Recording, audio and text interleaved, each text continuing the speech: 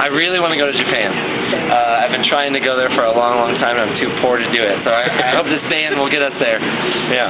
You guys should. I saw someone post about going to Australia on your page. Yeah, yeah. We're hoping like we're working on it right now. Hopefully in 2013 we can. The first thing is going to be doing the new record, but then a new record. And then we really want to get to Japan and Australia, maybe in the same tour. So are you currently working on new material too, or? Yes, yeah, we have some done. We're just getting started. But after tonight's the last night of this tour, which was largely a Canadian tour, so we're just doing a few U.S. shows on our way back. That's awesome. And then we have a little time off, and then we do a 65-day U.S. headliner. Two days off. I think we're gluttonous for punishment. It's like you're bagging shows in 65 days or something, and then that takes us to like November, mid-November, and then nothing. We're not booking a single show until the new record's written and recorded. So. What are you expecting for the new record? Like, what do you think you're gonna have it be about? That's a good question. Well, the lyrical content and the song titles come from Chance, our singer. I mean, he's open to ideas, but I don't think none of us. Obviously, none of us have had any good ones then, because it's all been Chance. Right. But so as far as like lyrical content, like themes or whatever, I'm not really sure where it's going to go yet, because he tends to write the lyrics after the music is sort of there, and sort of fits it to what's there. But musically, I mean, we don't really force anything. Like, for instance, we have a song already. Sorry, a little loud. We have one track already basically done, written, like ready to go, minus a few tweaks, and then a bunch of riffs and ideas and things we're throwing around. And they're not really forced one way or another, meaning we're not like, it needs to sound more black metal or more thrash metal or death metal or rock and roll or whatever. You're not forcing yourself. We just sort of write and see what happens, see what we like and what we're into, and just go from there. And I think it's better that way. It's sort of more natural. It's more natural and sort of self-serving, because we write the metal we want to hear. Like, we write for ourselves first. We don't write to try to please someone else out there. That's good. But I mean, we figure that's what we've done all along. We'll just keep doing it, and you can't worry about what someone else is going to think, because people are going to like it and hate it, no matter what you do. So you should write what you want to write and what you feel. That sounds kind of lame, but that's what we've always done. That's a good motto to have. I mean, you guys have had plenty of successful albums out now, and I know that you guys switch drummers on the last album? We did, yeah. How was the transition with that? It was surprisingly smooth. When Dustin joined the band, our current drummer, he had a lot on his plate. We only had a couple shows booked, and we didn't want to cancel. We're like really against. We never ever want to cancel unless it's like an extreme scenario. So he had to learn a shitload of material to play just like 2 shows, and the very next thing was the studio. So he also had to learn a hell of a lot of material for the studio, put his own touch on it, like get worked into the band, and give his own sort of influence, because we don't want to just like he had to play exactly this. We want him to have his own voice sort of on it. So he had a lot to do, and surprisingly. What happened there? Like, why did you get a new guy? Oh, it was a classic case. Like, I moved in with my girlfriend, and I've toured for like 6 or 7 years since he was the original drummer. Right. I don't want to tour anymore. I don't want to be away from home. I'm tired of being poor. Tired of sleeping in a hotel room or in the van, which happens a lot too. It was no hard feelings, because at the end of the day, we don't want someone there if they don't want to be there. Right. And he's a great guy, and we still love him. We're still in touch with him, and he still does drawings for some of our t-shirts. He went back to art school, so it's pretty. He was like, I always want to be involved in the band some way, and it'll be through art now. And it's dumb. It was like you got dumb, sort of. We got broken up with. He doesn't want to do it anymore. But it's the classic, like, I'm done touring, girlfriend, blah blah blah, regular life. You guys, though. That's good, Oh yeah, we text all the time and talk all the time. So yeah. Well, that's awesome. So that's what happens. We're like, shit, all right. But the new guys filling some pretty good shoes. Yeah. We've known Dustin for years, and he's played in so many bands.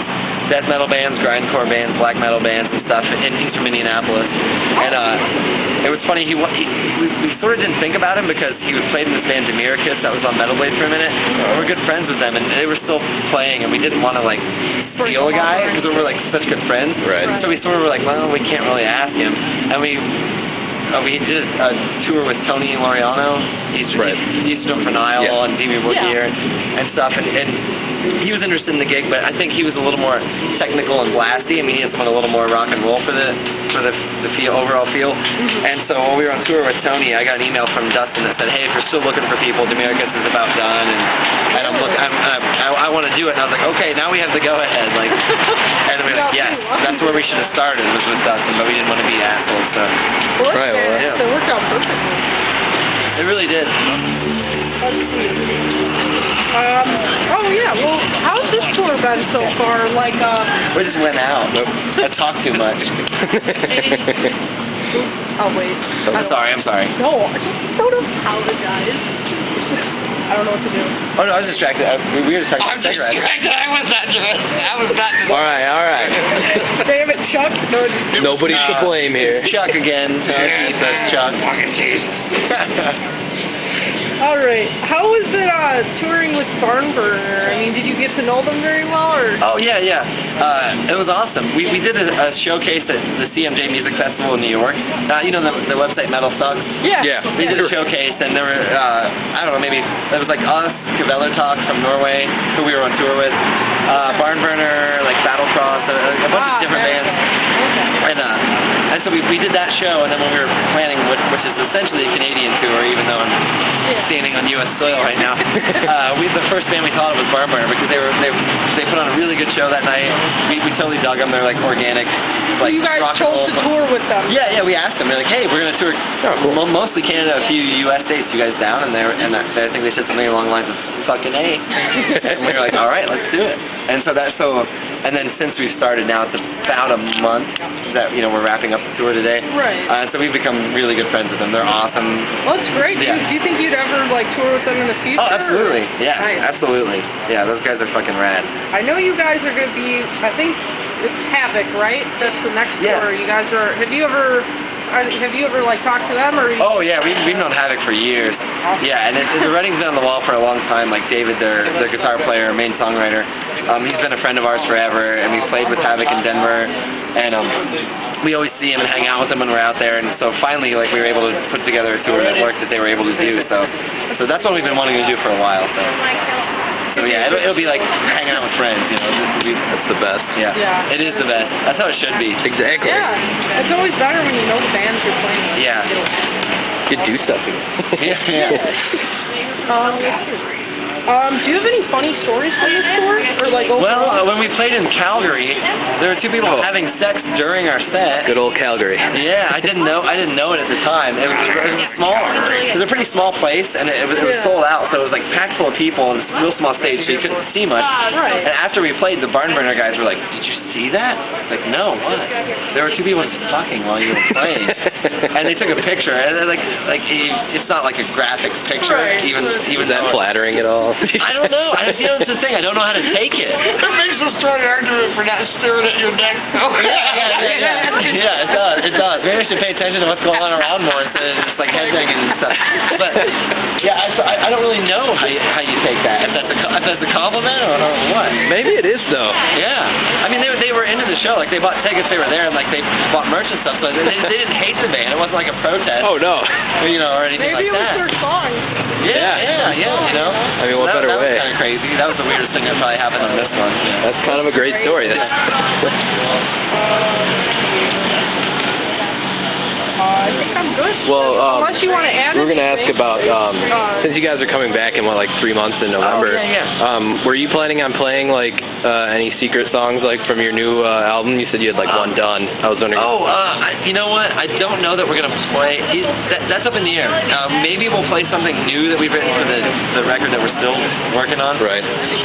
If we don't, we're definitely going to put in a lot of songs that we've never played on tour before. Awesome. Like, one of them I'll probably do is Bringers of Death, which is that Adult Swim music video song. We've never played that. On Metal Swim? Yeah, the Metal Swim thing. So we're definitely doing that, and just some other tracks that we've never played before, just to mix it up and stuff like that. So maybe a new one. It just depends how we feel about it. We might just wait. I don't know. also, I got one more question. Sure. You had, it was Soul Thrashing Black Sorcery on Brutal Legend. Are you guys looking to get any more video games in there? You know, I don't know. The thing was, we never really looked for that. It was. Yeah, how did that happen, actually? Yeah, we were recording Breathing the Fire, not the newest record, but the one before. We were in Seattle, and I got a phone call one day, and it was like, this, I forget her name, but someone was like, hey, I work for whatever, Electronic Arts or whatever, video game company. And she was like, you know, we're doing this video game. We have like Rob Halford and Lemmy and Avi and stuff, like doing voiceovers for it. And like she told me about the sounds, like the bands they'd already had signed up for it. She was just like, do you want to do this? So it was one of those several moments we've had where I called the label. I'm like, guess what? We're doing this out of the blue. I'm like, what did you do for us today? We always bust their balls, you know, because a lot of bands think that, like, or especially bands that aren't signed, think that labels, when they sign to a label, they're going to do all this stuff for them. Right. And there was no, like, lobbying. Like, they were like, oh, we're taking submissions for this game. The guys that made the game are metalheads, and they're into it, and so they knew what they wanted, and they actually just found bands and contacted the bands directly. Yeah, that game actually had a good soundtrack. Yeah, it was really good. They had some real, like, crazy, obscure bands on it. A few. Yeah, they did. Like Brokus Helm or whatever. Like, you know, fuck.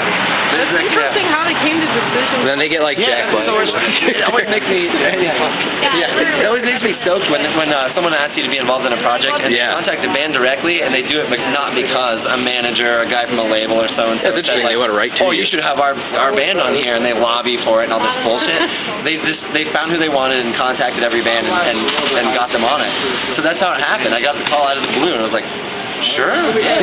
Hell yeah. Really great opportunity. Yeah, and that's how we ended up on there. Just out of the blue, got a phone call, and we were like, yeah, because I know that definitely helped a lot of people hear it. Oh yeah, you'd be surprised or not surprised that there's a lot of kids that come to a show and say like, man, I first heard about your band because I played that video game, and I heard that song and was like, who the fuck is this? Yeah, I mean, you guys have a song on a Rock Band now too. And yeah, we have Crush Beyond Dust. Yeah, yep.